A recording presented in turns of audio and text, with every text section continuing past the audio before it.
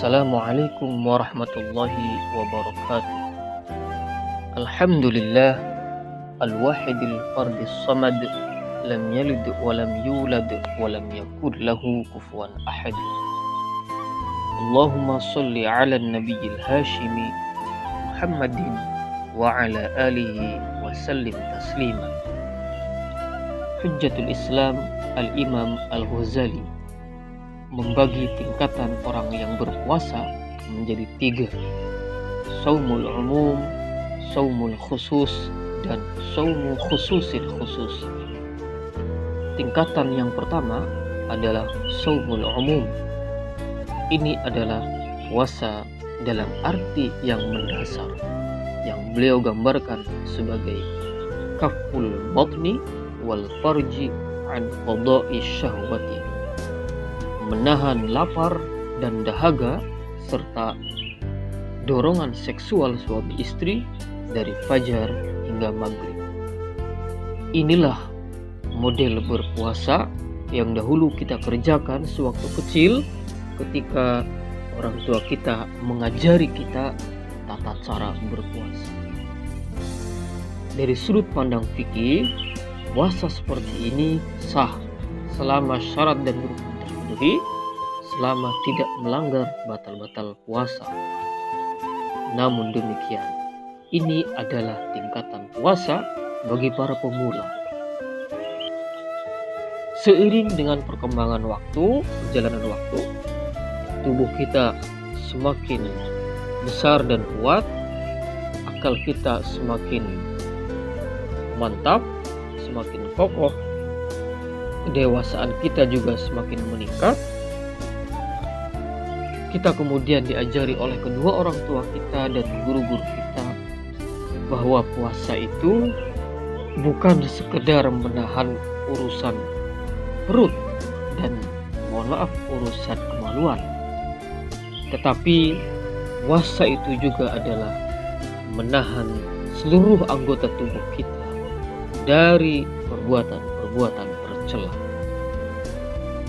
Maka meningkatlah kita pada tingkatan puasa yang kedua, yaitu saumul khusus, yang digambarkan Imam Ghazali sebagai kafus sam'i wal basari wal lisani wal yadi wal rijli wasairil jawarihi anil athami. Menjaga telinga, mata, lisan, tangan, kaki, dan semua anggota tubuh kita dari perbuatan-perbuatan maksiat, dari perbuatan-perbuatan tercela yang mengakibatkan dosa. Orientasi kita pun dalam berpuasa itu harus berubah, bahwa puasa bukan sekedar menggugurkan kewajiban syariat kita sebagai orang Islam, tetapi juga puasa itu merupakan ladang kita untuk memanen pahala dan segala kebaikan keutamaan yang Allah janjikan selama bulan Ramadan ini. Bagaimana caranya?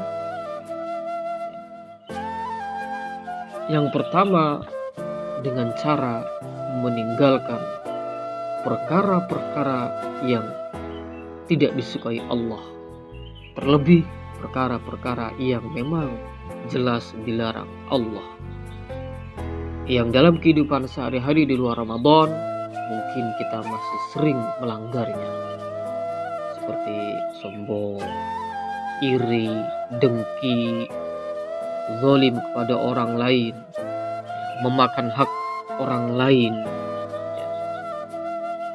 kemudian juga benci, dendam kepada orang lain, dan lain sebagainya.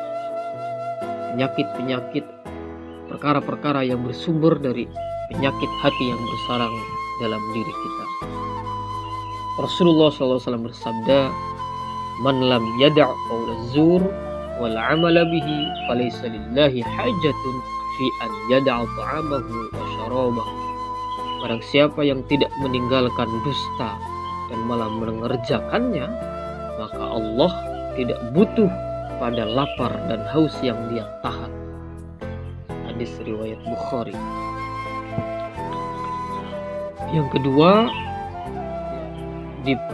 di puasa tingkatan kedua ini, selain kita meninggalkan perkara-perkara yang buruk dengan Allah, juga kita menyibukkan diri kita dengan rangkaian-rangkaian ibadah dan juga amal-amal soleh yang kita berharap dengan itu semua limpahan pahala dan keutamaan Ramadan akan kita peroleh.